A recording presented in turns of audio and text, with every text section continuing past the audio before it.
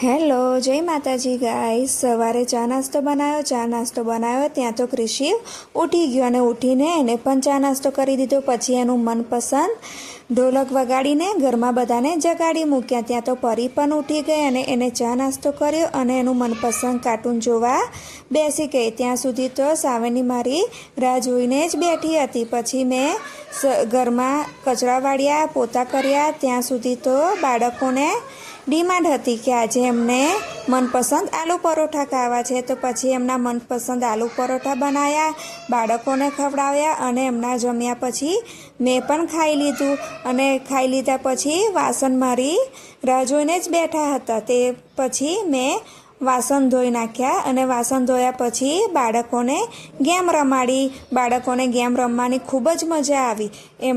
એ પછી વાતાવરણ ઠંડુ હતું, તેથી એ લોકોને હું નીચે લઈ ગઈ। તો આ શું, એક બાજુ વરસાદ પડતો હતો અને બીજી બાજુ કોરું હતું, તો એ સમયનો લાભ લઈને પરી એની સાયકલ લઈને રમવા નીકળી ગઈ।